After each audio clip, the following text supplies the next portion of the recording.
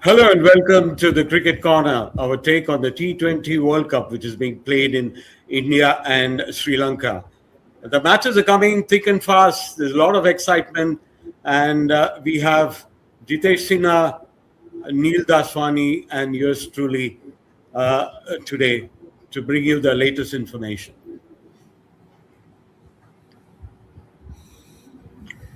So, all the buzz so far has been on the underdogs actually putting up a good fight in this tournament. We had the first big upset yesterday, England losing to the West Indies, and then Afghanistan gave South Africa a big fright. So that's been even Nepal against England had a good match. So the underdogs are really coming good in this tournament, and it's not easy for the big teams. But the big story so far is Pakistan agreeing to play India on February 15 in Colombo. That was the big issue, really. Pakistan initially backed out in supporting Bangladesh, and now they're ready to play. So, Neil, a lot of pressure put on Pakistan? Yeah, I think it's really interesting if you try and peel the that particular onion, Santosh. Look, if we start with the top line, the game of cricket was the winner. So we don't have to get into zero-sum games and who won or who lost. We can sort of delve a little bit into it. But I think what were the ingredients of the secret sauce? I think basically for that U-turn to have happened, there was a bit of a carrot and a stick approach. Obviously, cooler heads prevailed, sanity prevailed, and at the end of the day, we're going to have a packed stadium on the 15th with a festival atmosphere. And there's no doubt, this is by far the biggest attraction of any World Cup in any of the formats, India versus Pakistan. So I think money played a big part. I think nearly 145 million at stake. And also, there's a lot of diplomatic pressure put on Pakistan. The Sri Lanka president himself getting into that act. So, Jitesh, this is one of the biggest matches in the tournament, right? And it's good that Pakistan has now agreed to play. Yeah. So I think just to add on to what I was saying, I don't want to make any controversial statements, but lots of social media going on saying "Begani Shadi mein Abdullah Diwana" types. I mean, it was a security concern for Bangladesh, and Pakistan chose to support them. Unfortunately, with 14-2 voting, still they progressed and boycotted the game, and now it is happening. It's benefit for the cricket. End of it, whatever needs to be done will be done on the pitch. I am hoping for a cracker of a game. Pakistan are too strong. You know, their spin attack is the last game that they played with 4 spinners, and actually they have, if you talk about Salman Ali Aga and other part-timers, they have 6 spinners in the squad. So it is not that easy for India batting order to tackle that spin bowling. But fingers crossed, let's see how it works.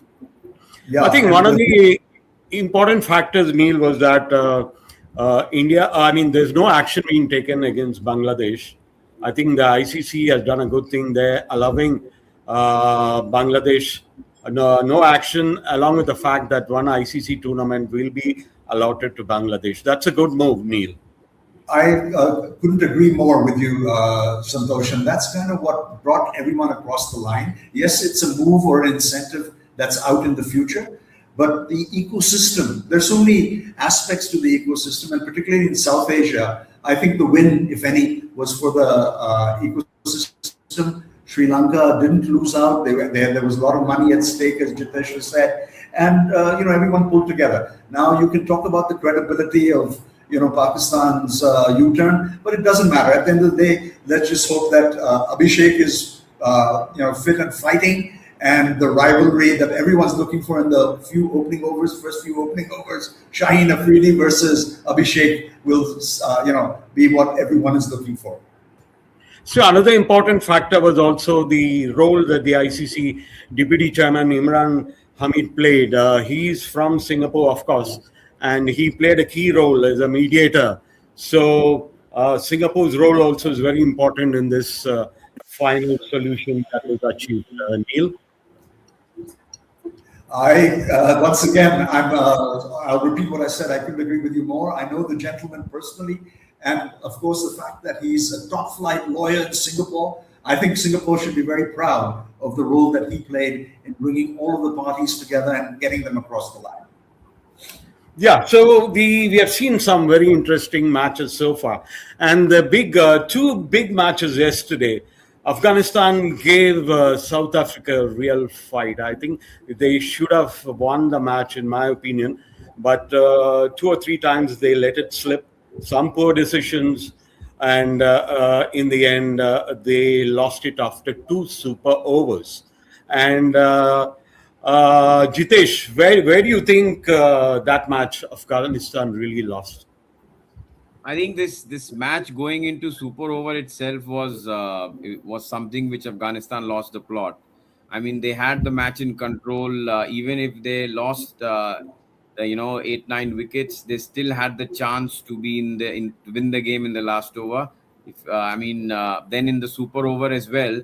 I mean, Fazal Haq Faruqi opting to go full and not using the pitch as he did with Brevis and got him on the slower one. So it was. I have not seen this much excitement for a T20 game in my experience, and it turned out with the biggest entertainer as far as T20 internationals of World Cup are there. So two super overs. But somehow at the last bit, even if it went for two super overs, sending Nabi over Gurbaz was proved to be that decisive moment where Afghanistan goofed it up a lot. And England, again, we saw that England scraped through against Nepal, winning by just 4 runs. And yesterday, West Indies were too good for them. So, Neil, what's really going wrong with the England team? I think it's a team in transition, but of course they've got some stalwarts. A lot of them played well yesterday. Sam Curran played well. You had, initially Jacob Bethel as well. But I think what happened was they crumbled against the spin. The fact that both Royston Chase and Moti took 3 apiece. Watching that match, and I did watch it last night, they really tied them down. And I think once the run rate, as we know, crept up above 10, and they didn't have the wickets, and the wickets kept falling at regular intervals. Had they had 2 or 3 more batters in the pen, maybe it would have been a closer match. But hats off to the West Indies. I think they have needlessly had this title of one of the underdogs. They are sort of coming back into their own, and I'm delighted to see that. Okay, we'll take a break now. After we come back, we'll look at India's matches, the one against the United States and the one coming up later tonight, the one with Namibia.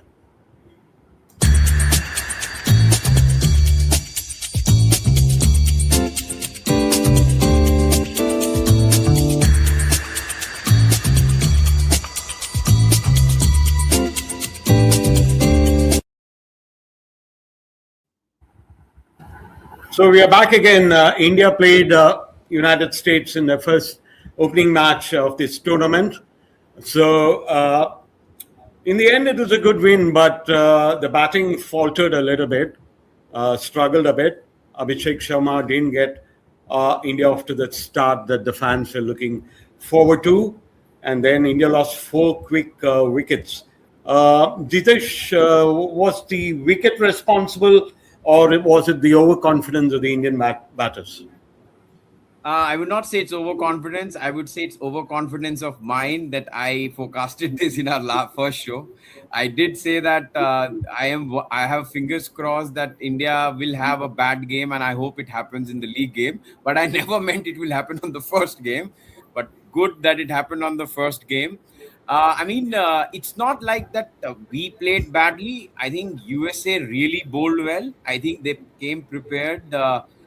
They knew what channels to bowl. They were very well planned with each of the batters who were coming from India, and they planned their fielding positions and the length based on that. And I think everything worked for them.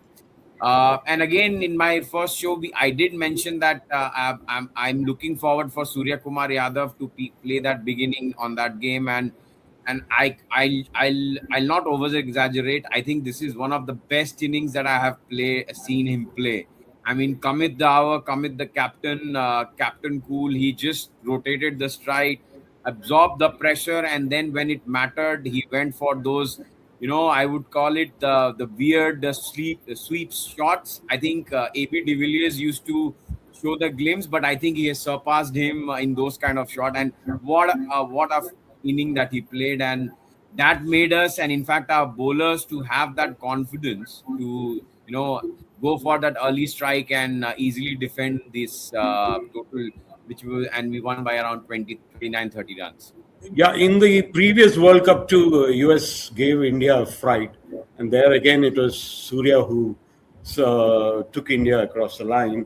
So this was a chance for players like Rinku Singh and others to really show their worth, but Neil, they didn't really measure up to the task, and it really fell on Surya to carry India through.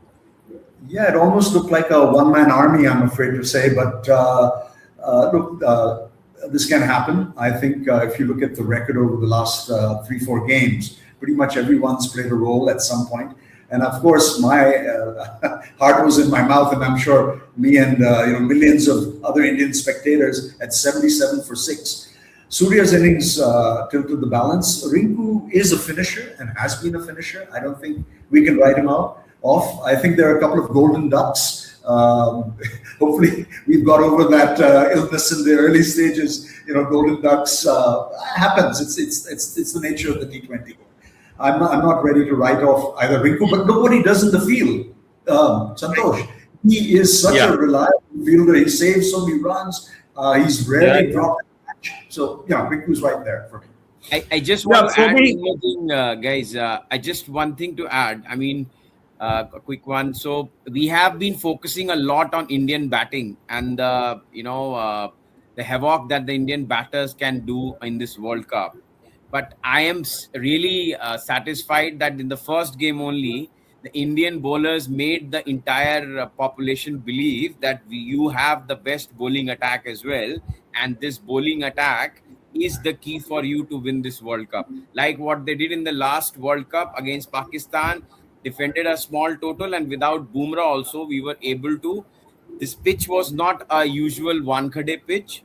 It required you to apply as a bowler as well. Surya did with the bat, as Neil mentioned, one-man army. But I think our bowlers were exceptional. They hit the right channels, and that's why we were able to defend this total. Otherwise, here I should say that I was really like the way the USA bowlers bowled. Shadley, Van, Shalkwick, as you could see that he slowed down the pace a little bit and bowled cleverly. And he also took 4 wickets against Pakistan. So that was some intelligent bowling. But India, like you said, bowled really well, Siraj particularly. But the question now is like with Jasprit Bumrah possibly coming in for the game against Namibia tonight, what will be the issue? Will they rest Siraj or will they rest Ashdeep? What do you think is the way India should go, Neil? I have always maintained that the combination of a right and left, medium fast or fast, whatever you want to say, attack provides the balance. Arshdeep can bowl anywhere during the 20 overs. He can open. He sort of clamps down the scoring rate in the middle, which is very crucial, and then he plays. He's an excellent bowler at the death.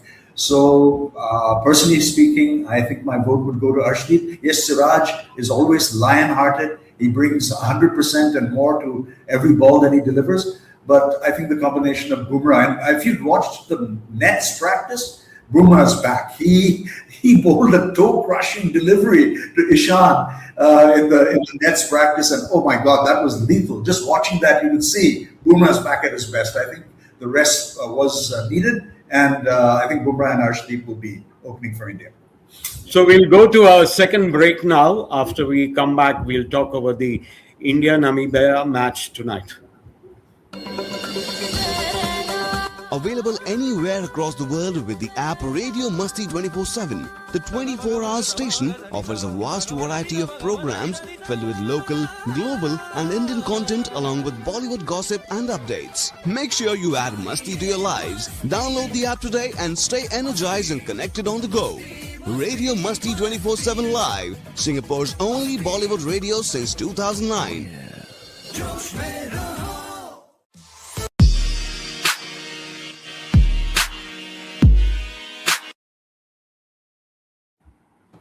So you're back again here now. So looking at tonight's India versus Namibia match, the Indian batting top order didn't really click against the United States, but Abhishek Sharma didn't get off to a flying start. But again, dealt a blow this time around. He's down with a stomach infection and also running a fever. So it looks like India will have to find another opener, and probably Sanju Samson will come in. Jitesh, what do you think is going to be the opening partnership for India? Yep. So if Abhishek Sharma is not well, so like-to-like replacement Samson comes in. He's the only opener in the squad. So I think Ishan and Samson will open. Really unfortunate. I mean, we were looking forward to this innings of Abhishek because in the past, his consistently either zero or he makes those big 50+ scores. So that's the trend that is always there, and it was on the cards. But I think lack of runs did the trick, and he fell ill. So once he's back, rest assured he will fire. For this Delhi wicket, it's not a typical wicket. So our batter needs to steady the ship before they actually go for full throttle. And I think with the smaller ground, you have lots of run on this pitch. So with the combination of right left of Sanju and Ishan, I don't think so it will matter that much. Especially Samson under the pressure, and luckily he's getting that break. And in the past, you have seen that when luck favors these kind of players, they always catches the opportunity and score big. And if that happens, then it is a good problem to have for the next game, whom to drop and whom to play then. And my fingers are crossed that I think Sanju and Ishan will click and will have a big score today. So I really don't think. Go ahead, Neil. No, I was just saying, just to add to that, look, that the Indian selectors have not dumped, hesitant to use that word, dumped Samson. Despite his somewhat poor performance in T20s, certainly the second half of 2025. Look, he has an average of around 17 strike rate, which is important at 128. So they've kept faith with him. And at the end of the day, you've got 15 players. Yes, the playing 11 is important, but you've got 15 players and you have to be able to draw on various combinations and templates. And the Indian selectors have various combos and templates in mind. So I really don't think there's any need to really tinker with the batting order as such. And India has a lot of depth in the batting, and the conditions in Delhi will suit the batters, of course. And India, for sure, Namibia is not going to pose the Namibian bowling attack is not really going to pose any big problems for India if India plays true to form. And do you see any threat coming from Namibia, Neil? Look, I don't think we should write off anybody. In this format of T20, nobody's a minnow, but given present form, given track record, India versus Namibia, despite Abhishek not being there, Bumrah's back. We've just talked about Samson. We've got a batting lineup that goes into number 8. And I think at one stage or the other, over the past 3 months or so, everybody has clicked. So I'm not unduly concerned. And I think that it'll be interesting. You talked about the batting order, Santosh. The only man who can, or the only man we've seen play pretty much any position is Akshar Patel, and he's been our man for a crisis. So anytime there are 2 or 3 wickets that go down in the first 6 overs, I think Akshar has a good chance to come in. So the pitch in Delhi should also favor the spinners a little bit, I think. So, Jitesh, how do you see the Indian spinners, particularly Varun Chakravarti and Akshar Patel, and probably will Kuldeep get a chance? I think so. It's his home ground. I also belong to Delhi, so I know this ground smaller in size, but it do give assistance to spinners. And I don't need to prove anything. Kumle's 10 wicket haul was here only, so history has its say on already on that. So I think Kuldeep should play, but it because your next game is gonna be Pakistan. You're going to Sri Lanka, and you are gonna have that spin friendly pitches there, and Pakistan is also working a lot on those spinners, and that's why you see their squad heavy with spinners. So I think India should give chance to Kuldeep today and play him. And with Namibia, you can at least try those batters down the order, and you can manage with 7-4 combination.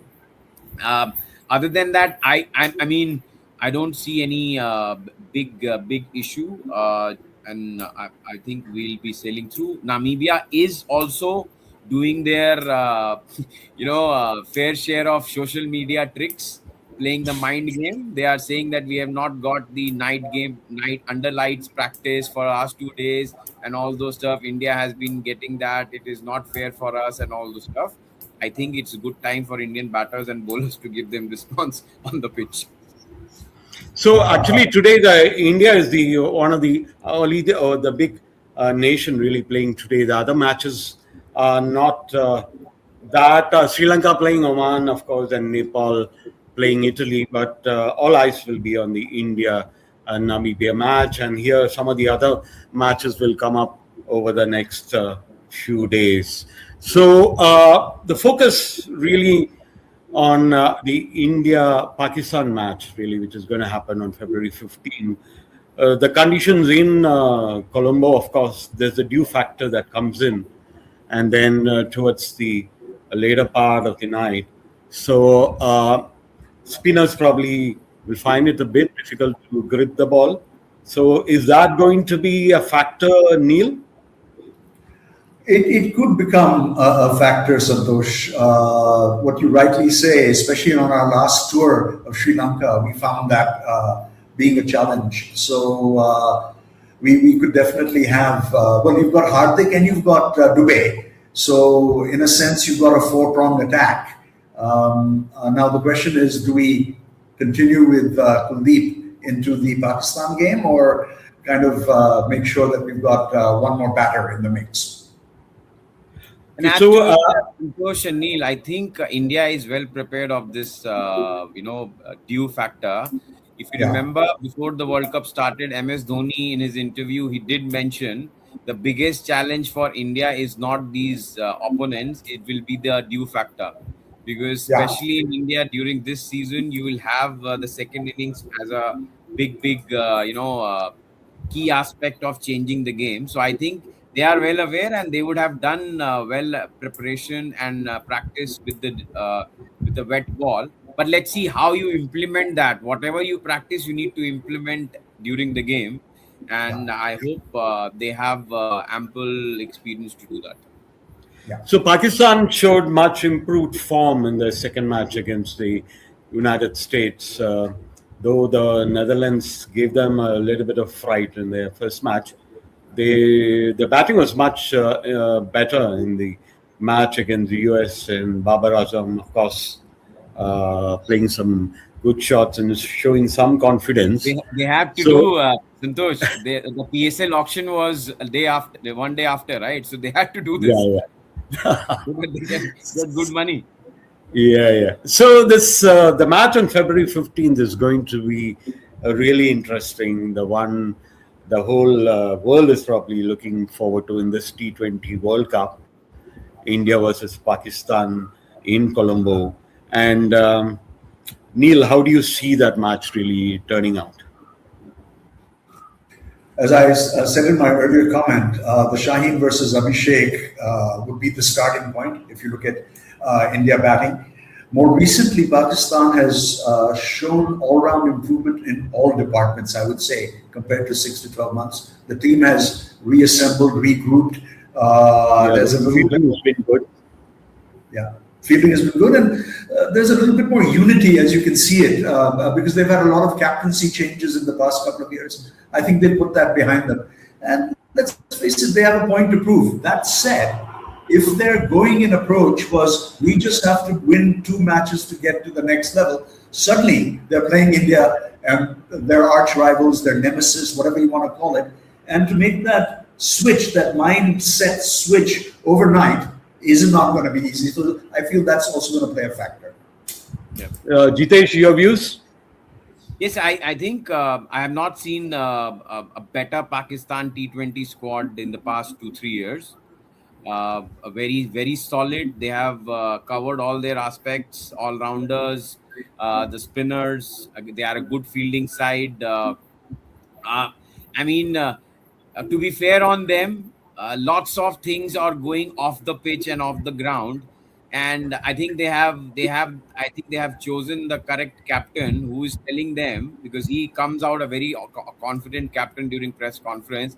I think he has told the team that let's just stop listening to the noise and just focus on our performance. So I think that's what they are focusing on, and it will be a very exciting. You can't write off Pakistan in this game. It is a well balanced game coming up, and it will not be a surprise whosoever wins, because both the teams well deserve. But obviously, the heart says we India will come along with flying colors, and because our punchline for this World Cup given by Rohit Sharma, history repeat karenge, history defeat karenge, needs to go like that, and we need to be that unbeaten squad. So cheering for India, and wishing for a great cracker of a game. Yeah, for me, I think Pakistan will give India a good fight and it'll be an interesting match. So let's look forward to that game and also to the game tonight, India versus Namibia. We'll come up with a third episode soon. Yes, go India. Go India. Bye. Bye.